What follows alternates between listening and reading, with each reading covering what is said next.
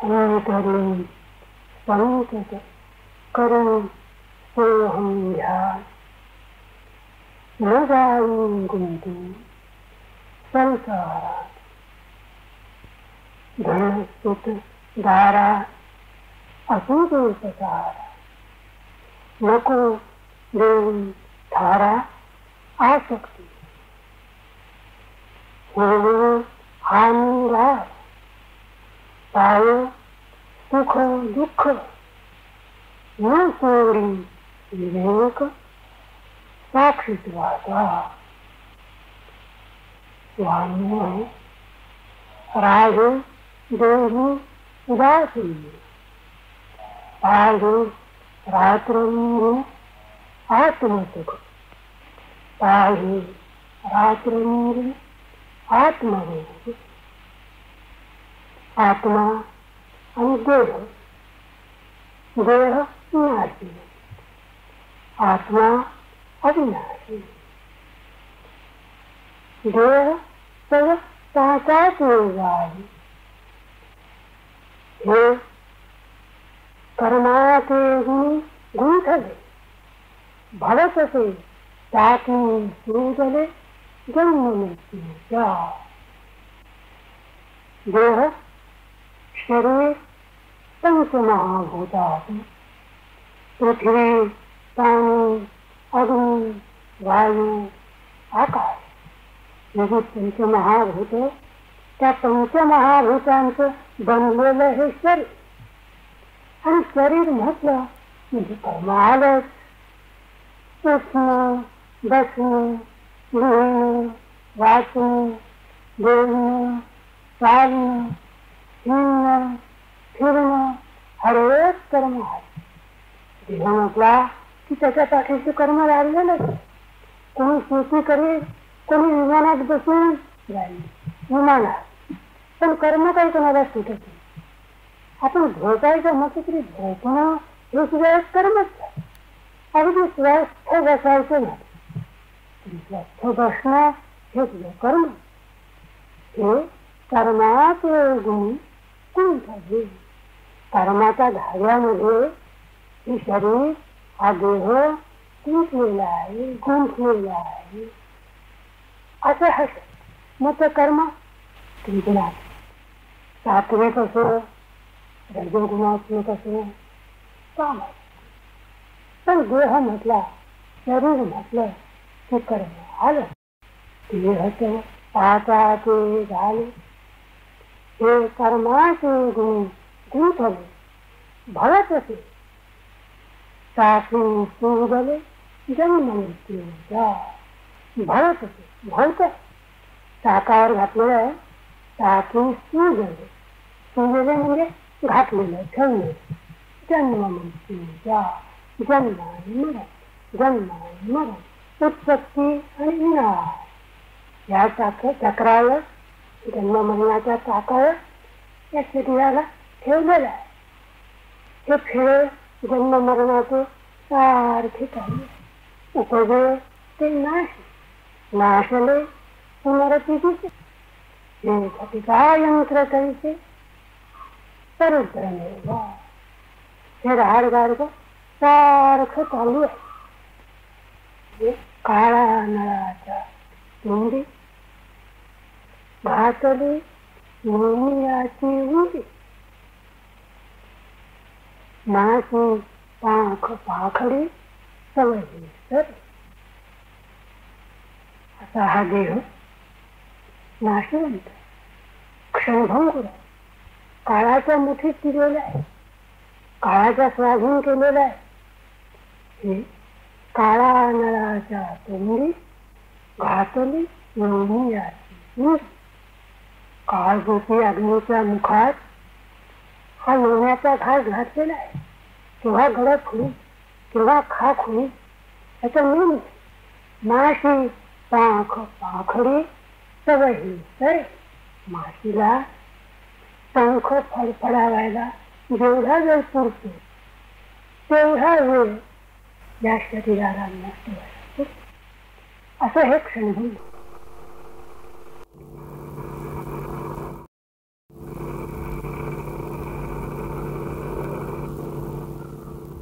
काळाग्नीच्या मुखी घातला हा येण्याचा कवळ, पंख पाखडी मासी तोवरी संपेयाचा खेळ. असं शरीर क्षणाभंगूर, या देहाची हे दशा, अशी अवस्था या शरीरात. आणि आत्मा तो एक ऐसा नित्य सिद्ध आपणचा अनादिप, तो तर नेहमी आहेच आहे, नित्य आहे, शाश्वत आहे, अविनाशी आहे. स्वयं आत्मतत्व हे निरंतर आहेच आहे. या जगामध्ये, विश्वामध्ये, देहामध्ये आणि वेणीमध्ये तो तत्पूर्वक भरून राहिले. आणि म्हणून त्याला आम्ही सत्व, ते शाश्वत आहे म्हणून सत्य आहे. देह नाशवंत आहे म्हणून तो असत आहे. असत म्हणजे खोटा, असत म्हणजे मिथ्या, असत म्हणजे लतिकी सृष्टी, लतिकी प्रकृती, लतिकी नाना भूते, विश्वे भरवे सत्य एकले आत्मतत्व. त्या आत्मतत्वाचा शोध घेतला पाहिजे.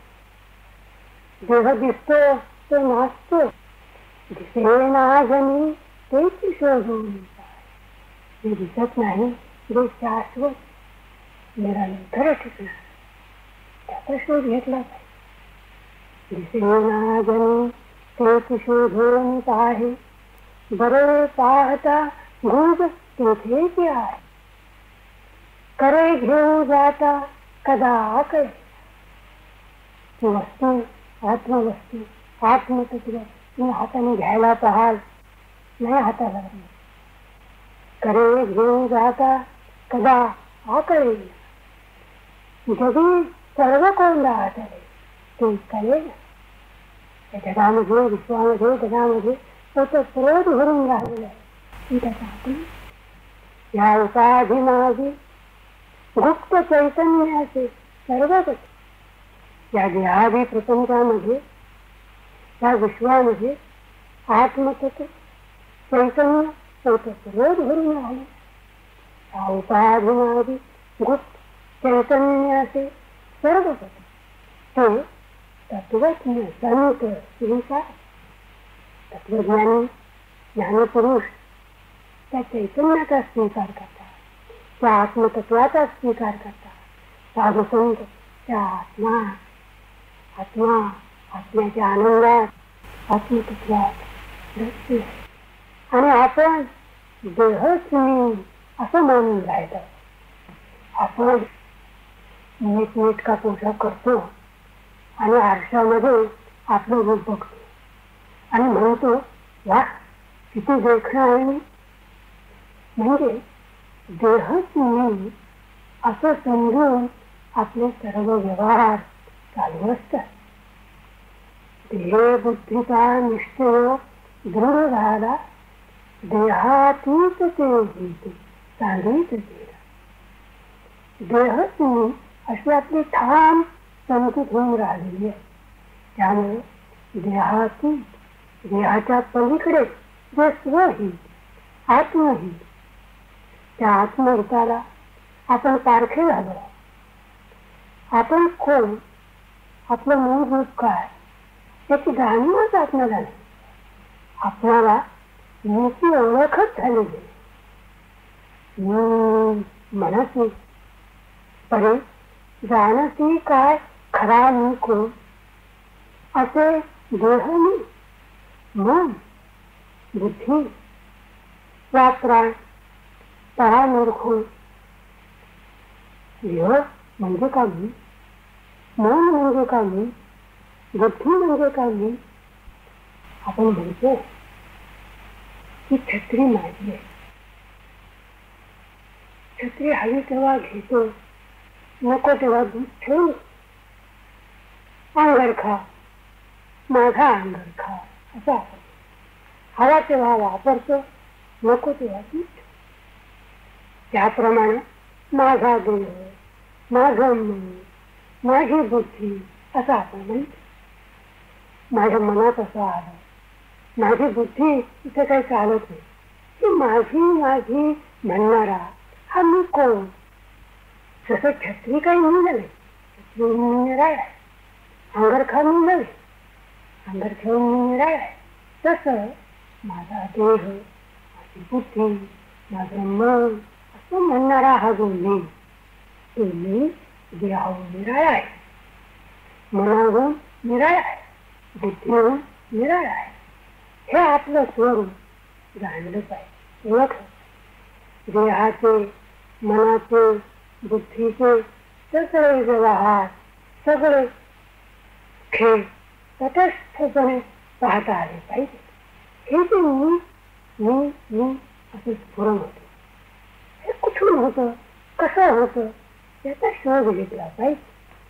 ह्या मीची ओळख व्हायची कशी? हे बुद्धीचे आत्मबुद्धी करावी सदा संगती सज्जनाती. देहच मी असे जर आपण घोकत आलो, आत्माच मी, परमात्मा हेच माझं मूळचे रूप, अशी घोकणी आता व्हायला पाहिजे. देह बुद्धीचे आत्मबुद्धी करावी, आत्माच मी, तो परमात्माच मी, सहा अहम तेच माझं मूळचे रूप, तो मी, तो मी, सहाहम सहाहम सोहम सोहम, सारखा ध्यास लागून झाला. अनुकरू संकट करू सोहम ध्या, न जाईन गुंतून संसार. सोहम सोहम सारखं गुंतून असेल संसारात, गुंतू नको म्हणजे झालं. धन सुख दारा असू दे सारा, धन आहे, बायका मुलं आहेत, संसार आहे, असू नका करता असू दे, नको देऊन सारा आसक्ती तर गुंतून राहू नको म्हणजे झालं. त्याचं स्वरूप ओळख म्हणजे झालं. संसार त्याग न करिता, प्रपंच साधू न सांगिता, जनामागे सार्थकता जायचे, तस्मात विचार करावा. देव कोण तो ओळखावा, आपला आपण शोध घ्यावा अंतर्यामी. अशा पद्धतीने देहाचे, मनाचे, बुद्धीचे सर्व व्यवहार साक्षीत्वाने पाहिला. न सोडून एक साक्षीत्वाचा कधी हानी होईल नाश, कधी सुख प्राप्त होईल, कधी दुःख होईल. हानी टाळो सुख दुःख न सोडून साक्षीत्वाचा. स्वामी म्हणे राग देही उदासी, आहे रात्री आत्मदे. स्वरूपाची ओळख व्हायची कशी? आत्म्याचं दर्शन व्हायचं कसं? देहे बुद्धीची आत्मबुद्धी करावी सदा संगती सज्जनाती. सज्जनांच्या संगतीत, संतांच्या संगतीत स्वरूपाची ओळख माहितीच होईल. आत्मज्ञान सहजच ते ज्ञान पैवा परवे. जरी मनी आधी जाणावे, तरी संतांना बजावे सर्वस्वी. जे ज्ञानाचा कुरुटा एक सेवा साधारण तरी तन मन जीवे शरणाशिराय सर्वता करावे दास. मग स्थिती जे आपले तेही सांगत सुटले अंतःकरण बोधले संकल्प. स्मृती चतुर्बोधाने मनाचे संकल्प विकल्प मारून मन चांगला मोहाचा स्थिर अज्ञान निश्चय माहिती निघाला चोरीसाठी आत्मवीरसाठी निघाला आत्मज्ञान हो आनंद आनंद